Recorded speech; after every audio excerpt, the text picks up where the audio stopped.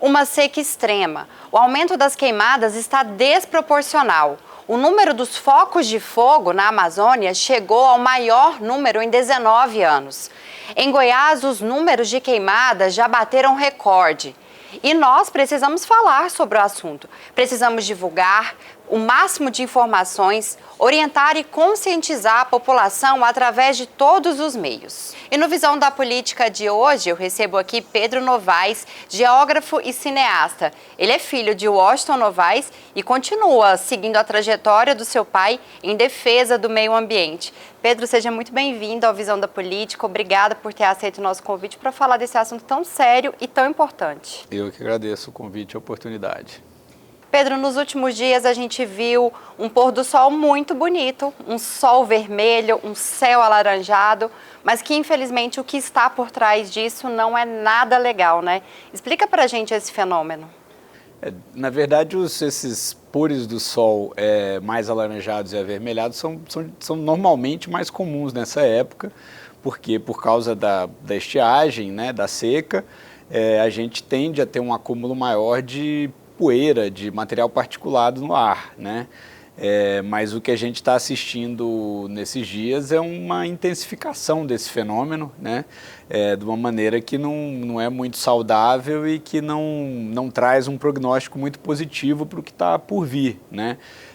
O que está acontecendo, como todo mundo sabe, é que a gente vem tendo uma intensificação na quantidade de queimadas, de incêndios naturais ou provocados, né, não só no Cerrado, mas no Brasil inteiro, na Amazônia também. E essa intensificação dos incêndios promove queima de uma quantidade gigantesca de biomassa e produz fuligem, material particulado, que fica em suspensão no ar, por causa da seca, que é uma seca muito severa, pela qual a gente está passando, não só no Cerrado, mas no Brasil inteiro.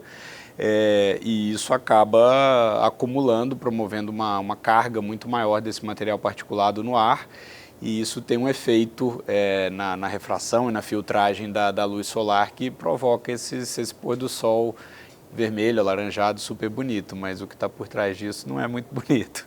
Em Jataí a gente viu um céu tão laranja que até deixou de ser bonito, né?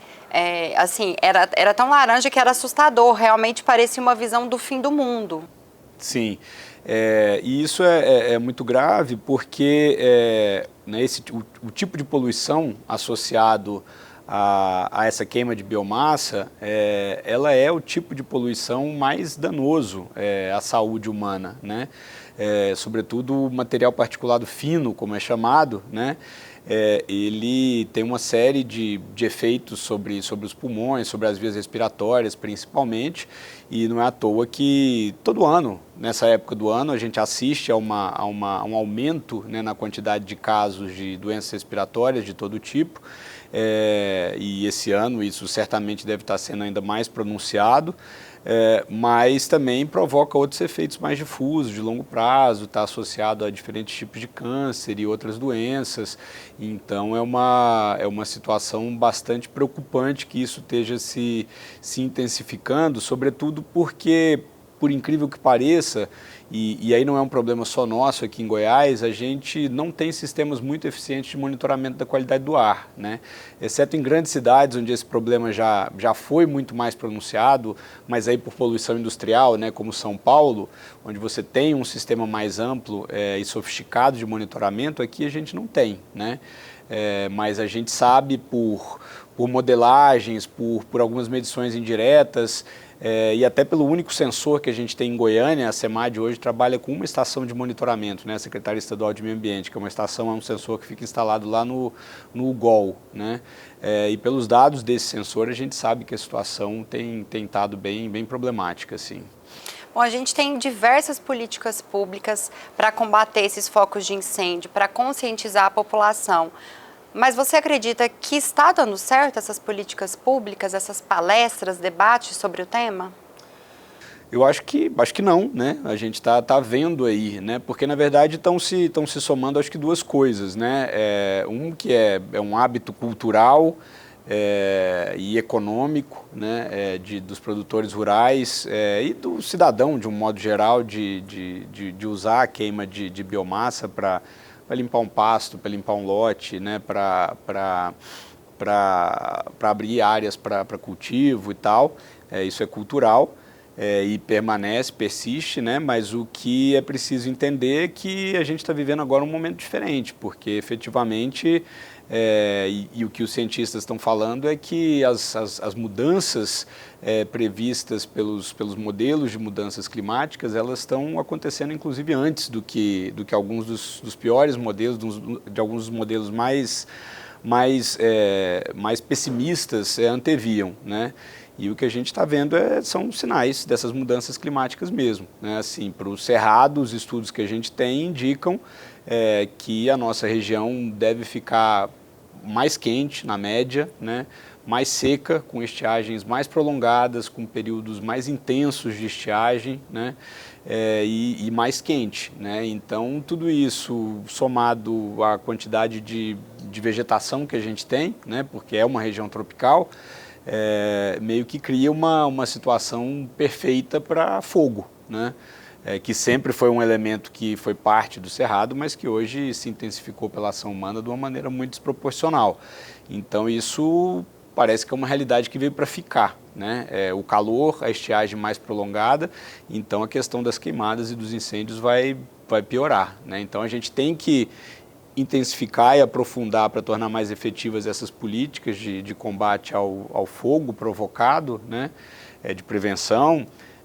Mas a gente tem que entender que é um cenário maior do que isso também, em que a gente vai ter que se adaptar também a mudanças climáticas que estão vindo para ficar.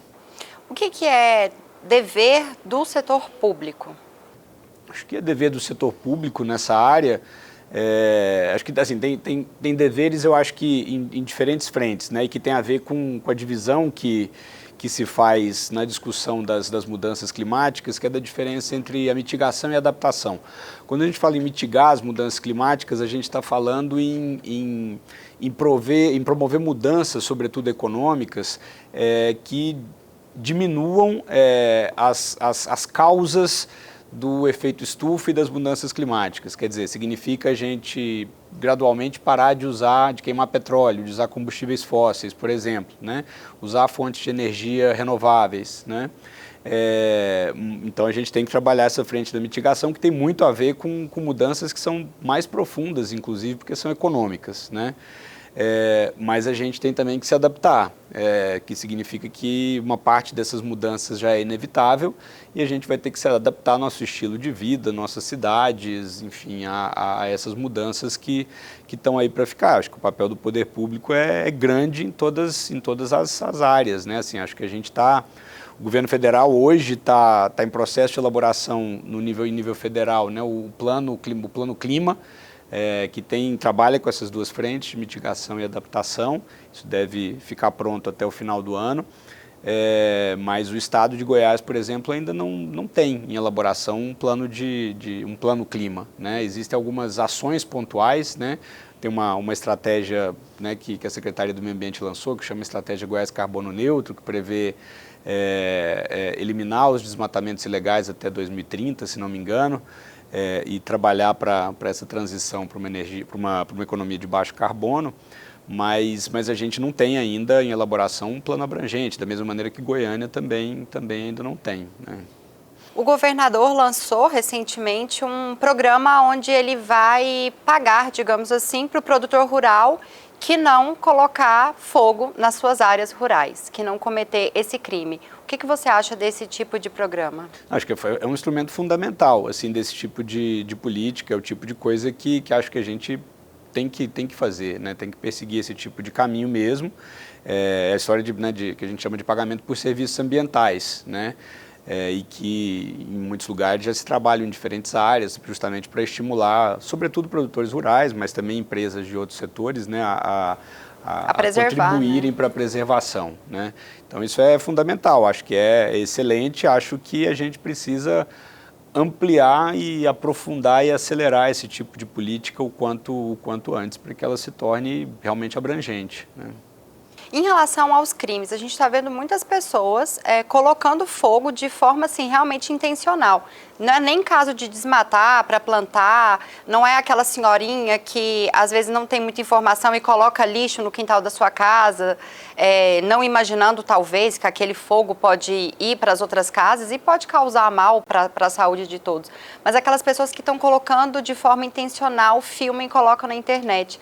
A que ponto a gente chegou e até onde esses crimes estão realmente, a polícia realmente está dando conta de combater esse tipo de crime? Sim, é chocante, né, isso que a gente tem visto, assim, e parece que, né, em várias frentes, né, inclusive quando, naquele fim de semana de 25 de agosto, né, que a gente teve aquela quantidade enorme de incêndios no interior de São Paulo, que a Direção dos Ventos acabou trazendo uma grande parte desse material, dessa fuligem, dessa fumaça para cá, né? Que, aliás, nessa estiagem, aquele dia, o 25 de agosto, foi o pior dia registrado em termos de carga de poluição no ar aqui, né? E em muitos lugares do Brasil, né? E segundo o Ministério do Meio Ambiente e a Polícia Federal, há indícios muito fortes de que uma boa parte daqueles incêndios, né, tenham sido provocados, né, e a gente tem visto isso aparecer na internet também, aqui e ali.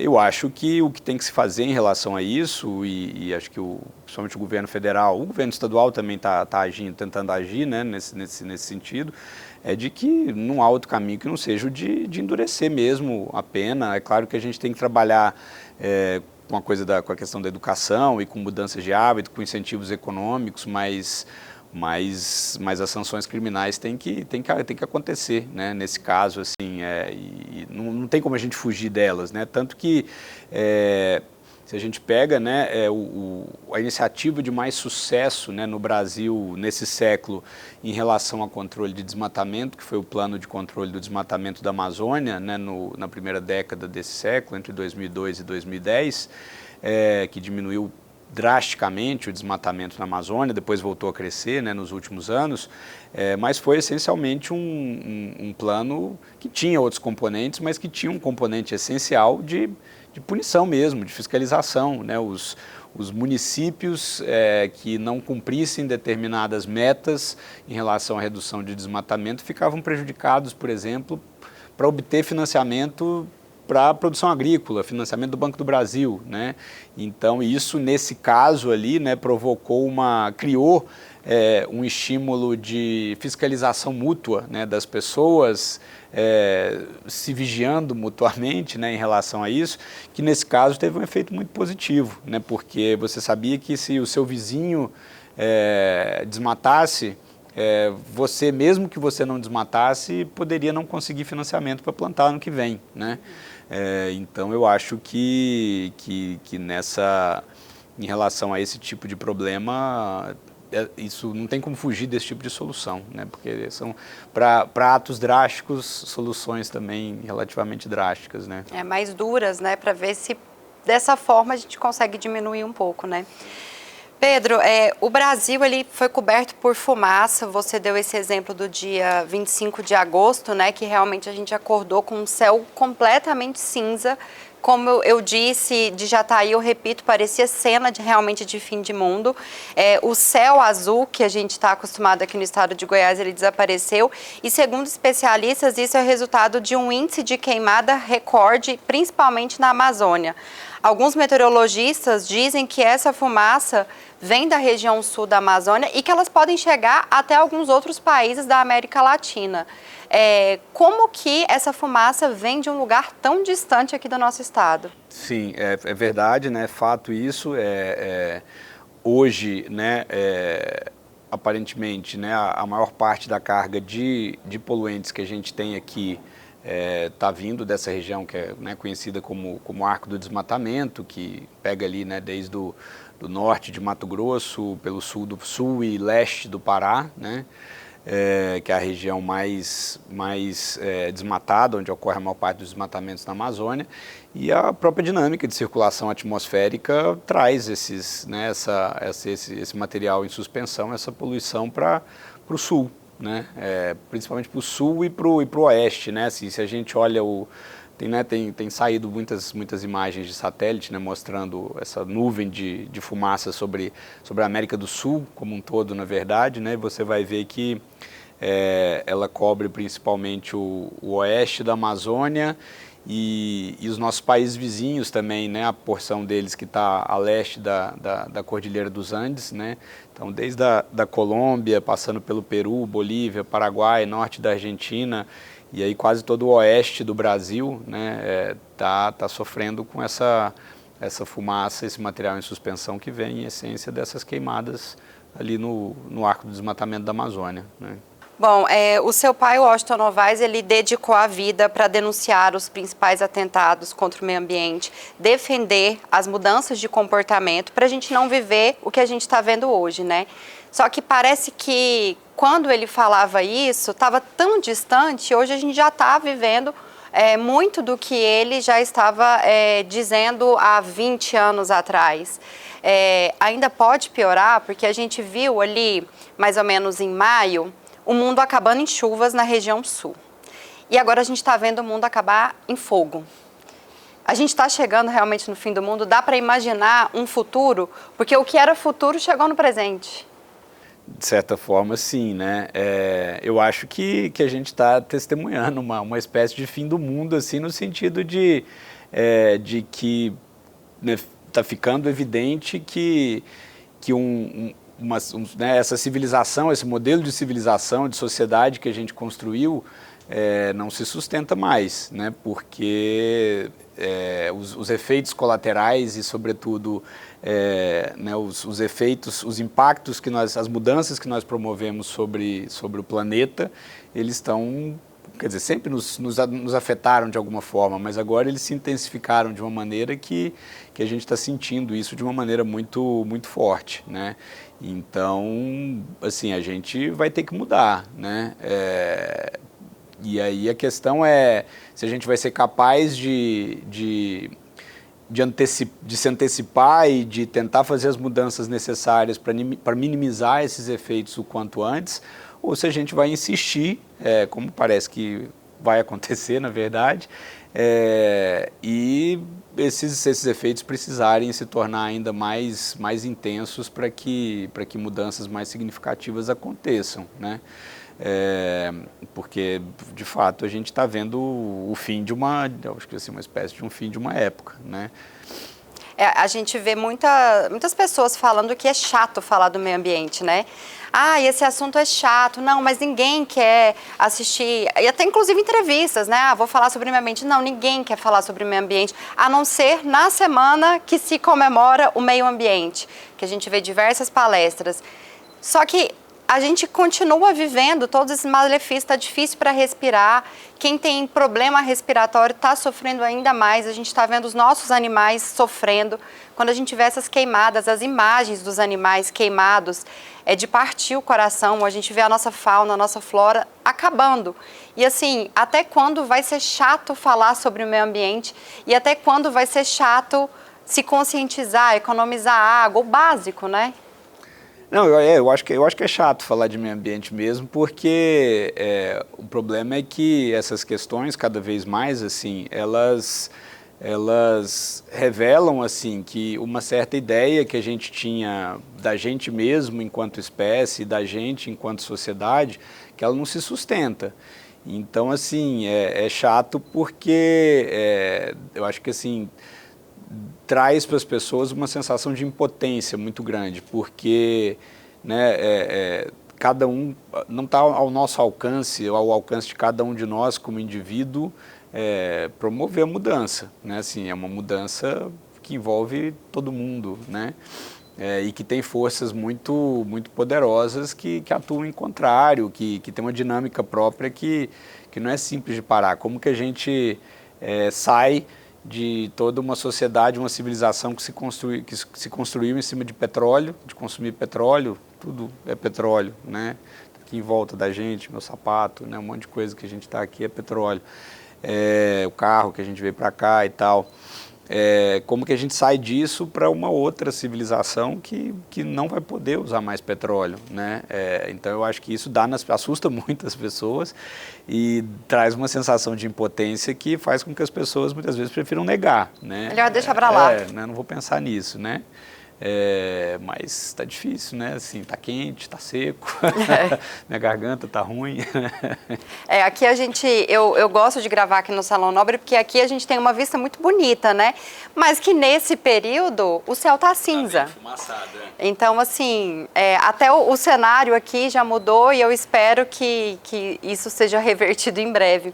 Agora vamos falar um pouco de cinema, né? Você trabalha muito essas questões ambientais através do cinema. É uma forma mais legal, digamos assim, de mostrar para as pessoas a importância do meio ambiente, a defesa do meio ambiente? Eu acho que sim, né? Eu acho que a gente precisa tentar conversar com as pessoas por todos os canais, né? E um canal é o canal da razão, que é esse que a gente está usando assim, né? Aqui agora, trazendo fatos e refletindo, né? Mas o canal da arte ou das histórias, né? Das narrativas, assim, é um outro caminho que às vezes é até mais eficaz, assim, né? Mas também não resolve, mas acho que a gente tem que conversar por todos eles e acho que o cinema tem um papel nisso, embora também ache que ele tenha que ter certos cuidados, assim, né? Porque a gente, assim, eu pessoalmente não gosto muito é muito comum a gente ver documentários que tratam da questão ambiental, assim, sob o viés assim da denúncia, né? Não, tá tudo errado né, e os culpados são as grandes empresas, ou é o agronegócio, ou seja lá o que for e tal. E eu não acho isso muito eficaz, né? Assim, porque na verdade quando você enquadra, né, esses problemas numa perspectiva assim de culpados, né, de tentar encontrar culpados, você permite a quem assiste, né, se deixar de fora do problema, né? Fala, não tem nada a ver comigo, é o fazendeiro mau, né, que toca fogo, que desmata e tal, é o industrial que polui, não sei o quê. E na verdade esse é um problema do qual todos nós somos parte, né? Assim, porque sim, existe a produção agropecuária que tem impacto ambiental, existe a produção industrial que tem impacto ambiental, mas todos nós somos parte dessa cadeia de consumo que essa agropecuária alimenta, né? Assim, eu como carne, né? Então eu sou parte, né? Assim, eu ando de carro, né? Então eu sou parte, né? Então então nesse sentido assim eu acho interessante o cinema para falar dessas coisas quando ele encontra caminhos em que ele faz as pessoas se sentirem incluídas no problema e não excluídas, né? Bom, e para a gente finalizar, qual é a visão da política que você tem, qual é a visão desse tempo que a gente está vivendo e o que você acredita que a gente pode mudar dentro do comportamento de cada um de nós para a gente poder viver dias melhores e ter uma perspectiva de futuro melhor? Olha, assim, é difícil a gente, né, num tempo tão caótico, de certa forma, eu acho a gente querer profetizar ou fazer previsões de futuro, né, assim, não sei o que vai acontecer, né, sei que muito provavelmente daqui 5 anos as coisas vão ser muito diferentes do que são hoje, porque as mudanças estão acontecendo de forma muito acelerada, em todos os sentidos, né, tanto do ponto de vista de mudança climática, quanto do ponto de vista da tecnologia também, né. Mas o que me assusta de certa forma, até mais do que as mudanças climáticas, assim, é o quanto esses problemas, e aí incluídos os problemas ambientais, assim, né, tem levado as pessoas a desacreditar da democracia, né, e a achar que pode existir, que assim, que só, né, que as mudanças que a gente precisa que aconteçam só vão acontecer através de soluções autoritárias ou de líderes carismáticos e superpoderosos e tal, que lutem contra o sistema, né? E eu acho que se tem uma coisa, a gente não é muito bom de aprender, né, parece, a espécie humana, assim, mas se tem uma coisa que a gente já deveria ter aprendido é de que, assim, fora do sistema democrático, assim, sempre é pior, né, e que ele é cheio de problemas e de dificuldades e às vezes avança lentamente, mas que a solução dessas questões não vai vir de outra forma, né? Então o que eu tento um pouco falar e defender é isso, assim, é mais do que a questão ambiental, é a democracia, assim, e de que a gente precisa, dentro da democracia, encontrar caminhos para isso, né? Até porque basta a gente olhar para o próprio Brasil e para a maneira como os problemas ambientais vêm sendo discutidos, para a gente ver que é a falta de democracia que muitas vezes agrava os problemas ambientais. É quando, por exemplo, determinados lobbies empresariais, eles se tornam tão fortes que eles conseguem impor suas agendas no legislativo, né?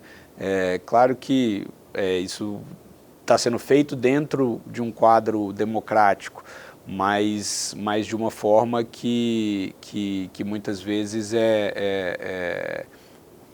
leva os próprios mecanismos da democracia ao seu limite, e então eu acho que a gente tem que, junto com a questão ambiental, fazer uma defesa muito forte da democracia. Pedro, muito obrigada pela sua participação aqui hoje. Obrigado, eu que agradeço, foi um prazer. O Visão da Política de hoje fica por aqui. Eu convido todos vocês para continuar acompanhando a programação da TV Assembleia Legislativa e até mais.